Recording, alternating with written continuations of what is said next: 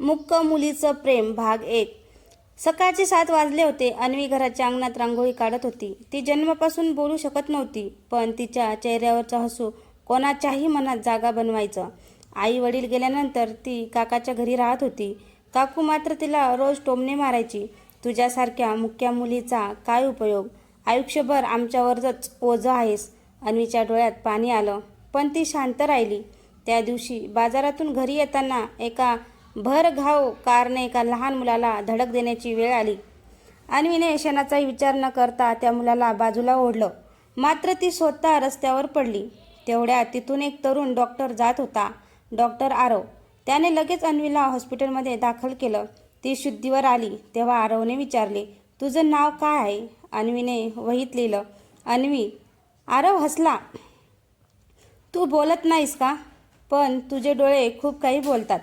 पहिल्यांदाच कोणीतरी तिच्याशी इतक्या आदराने बोललं होतं. अन्वीच्या चेहऱ्यावर हलकसं हसू उमटलं. हॉस्पिटलमधून सुटल्यावर अन्वी घरी परतली.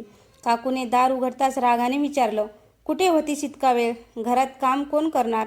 अन्वी काही बोलू शकत नव्हती. तिने फक्त हॉस्पिटलची कागदपत्र काकूच्या हातात दिली. काकूनी ती न पाहताच बाजूला फेकली. आता नाटकं करू नकोस, जा स्वयंपाक कर. अन्वीच्या डोळ्यात अश्रू आले. दुसऱ्या दिवशी डॉक्टर आरवच्या मनातून अन्वीचा निरागस चेहरा काही केला जात नव्हता. त्याने हॉस्पिटलच्या रिसेप्शनवर चौकशी केली. काल जी मुलगी दाखल झाली होती, अन्वी, तिची तब्येत कशी आहे? रिसेप्शनिस्ट म्हणाली, सर ती ठीक आहे, पण ती बोलू शकत नाही. आरव काही क्षण शांत झाला. तो हळूच म्हणाला, बोलता येत नाही म्हणून भावना नसतात असं नाही. त्या संध्याकाळी अन्वी मंदिरात दिवा लावायला गेली होती. ती देवासमोर हात जोडून शांतपणे उभी होती. तेवढ्यात तिच्या बाजूला आरव आला. अन्वी त्याला पाहून आश्चर्यचकित झाली. आरवने तिच्यासमोर एक छोटी वही आणि पेन धरलं. तो हसून म्हणाला, तू बोलू शकत नाहीस, पण लिहू तर शकतेस ना? आजपासून आपण असंच बोलू. अन्वीने वहीत लिहिलं, धन्यवाद. आरवने पुन्हा विचारलं, मैत्री करशील का? अन्वीने काही क्षण त्याच्याकडे पाहिलं आणि हलकसं हसत वहीत एकच शब्द लिहिला, हो. त्या एका शब्दाने एका सुंदर नात्याची सुरुवात झाली. अन्वी आणि आरवची मैत्री दिवसेंदिवस घट्ट होत होती. आरव जेव्हा वेळ मिळायचा तेव्हा मंदिराजवळच्या बागेत अन्वीला भेटायला यायचा. दोघांमध्ये एकही शब्द बोलला जात नव्हता, पण वहीत लिहिलेले काही शब्द आणि डोळ्यातील भावना खूप काही सांगून जायच्या. एक दिवस आरवने अन्वीला विचारलं, तुझं एखादं स्वप्न आहे का? अन्वी काही क्षण विचारात पडली. तिने वहीत लिहिलं, मला शिवणकाम शिकायचं आहे, स्वतःच्या कमाईवर जगायचं आहे. आरवच्या चेहऱ्यावर हसू उमटलं. तो म्हणाला, मग उद्यापासून तू शिवणकाम शिकणार? अन्वीने आश्चर्याने त्याच्याकडे पाहिलं. दुसऱ्या दिवशी आरव तिला शहरातील एका शिवणकाम प्रशिक्षण केंद्रात घेऊन गेला. तिथे तिचा प्रवेश करून दिला. अन्वीच्या डोळ्यात आनंदाचे अश्रू आले. तिने वहीत लिहिलं, माझ्यावर एवढा विश्वास का ठेवता? आरव हसला, कारण तुझ्यात मेहनत करण्याची हिंमत आहे.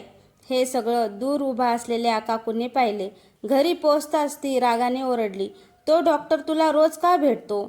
लोक काय म्हणतील? अन्वी घाबरली. तिने वहीत लिहिलं, तो फक्त माझा मित्र आहे. काकूने ती वही हिसकावून घेतली आणि रागाच्या भरात फाडून टाकली. अन्वीच्या डोळ्यातून अश्रू वाहू लागले. तेवढ्यात दारावर टकटक झाली. दार उघडलं तर समोर आरव उभा होता. त्याने अन्वीच्या डोळ्यातील अश्रू पाहिले आणि त्याला समजलं की तिच्यासोबत काहीतरी चुकीचं घडलं आहे. आरवने अन्वीच्या डोळ्यातले अश्रू पाहिले. तो शांतपणे घरात आला. काकू रागाने म्हणाली, डॉक्टर साहेब, तुम्ही वारंवार इथे कशासाठी येता? आरवने नम्रपणे उत्तर दिलं, अन्वीची तब्येत कशी आहे ते विचारायला आलो होतो.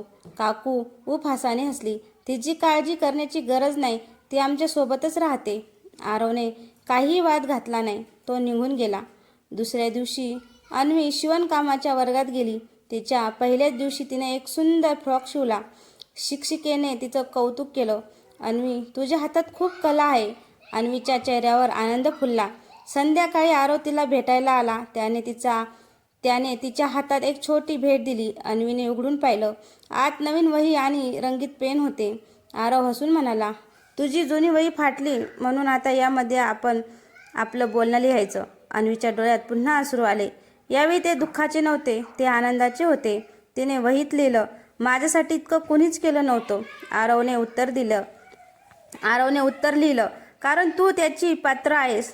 काही दिवसांनी शिवणकाम केंद्रात स्पर्धा जाहीर झाली. शिकणाऱ्याला स्वतःचं छोटंसं बुटीक सुरू करण्यासाठी मदत मिळणार होती. अन्वीनेही स्पर्धेत भाग घेतला, पण स्पर्धेच्या आदल्या रात्री तिची शिवलेली सुंदर ड्रेस अचानक गायब झाली. अन्वीच्या हातापायात बळच राहिलं नाही. तिच्या अनेक दिवसाच्या मेहनतीवर पाणी फिरलं होतं. आरवला ही बातमी समजताच तो ताबडतोब तिच्याकडे निघाला. सकाळी स्पर्धेला फक्त 2 तास बाकी होते. अन्वी खुर्चीवर बसून रडत होती. तिने अनेक दिवस मेहनत घेऊन शिवलेला ड्रेस गायब झाला होता. आरव तिच्याजवळ आला व तिच्या शेजारी बसला आणि वही तिच्या हातात दिली. अन्वीने थरथरत्या हाताने लिहिलं, आता मी हरले. आरवने हसत वहीत लिहिलं, अजून स्पर्धा सुरूच झालेली नाही, मग तू हरली कशी? अन्वी त्याच्याकडे पाहत राहिली. आरव म्हणाला, तुझ्या हातात कला आहे, 2 तासात पुन्हा शिवू शकशील का? अन्वीने डोळे पुसले आणि होकारार्थी मान हलवली. दोघेही शिवणकाम केंद्रात पोहोचले. आरवने स्वतः कापड कापून दिलं. अन्वी मशीनसमोर बसली. तिचे हात भराभर चालू लागले.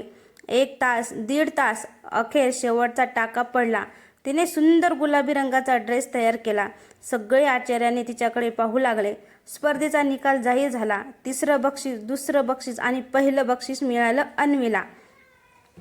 संपूर्ण हॉल टाळ्यांच्या आवाजाने दुमदुमून गेलं. अन्वीच्या डोळ्यात आनंदाचे अश्रू आले. ती स्टेजवर उभी होती. तिच्या नजरा गर्दीत आरवला शोधत होत्या. आरवने दुरूनच टाळ्या वाजवत हसून तिचं अभिनंदन केलं. अन्वीने वहीत फक्त 2 शब्द लिहिले, धन्यवाद आरव. आरवने हळूच उत्तर दिलं, तू जिंकलीस, कारण तू स्वतःवर विश्वास ठेवला. त्या क्षणी अन्वीच्या मनात आरवबद्दल एक वेगळीच भावना निर्माण झाली, पण ती भावना अजून तिलाही समजली नव्हती. स्पर्धा जिंकल्यानंतर अन्वीच्या आयुष्यात पहिल्यांदाच आनंदाचे दिवस आले. शिवणकाम केंद्राच्या मदतीने तिला छोटंसं काम मिळालं. आता ती स्वतःच्या मेहनतीने पैसे कमवू लागली. एक दिवस आरव हॉस्पिटलमधून घरी जात असताना रस्त्याच्या कडेला एक लहान मुलगा रडताना दिसला. मुलाच्या पायाला दुखापत झाली होती. आरव त्याला उचलणार इतक्यात अन्वी तिथे आली.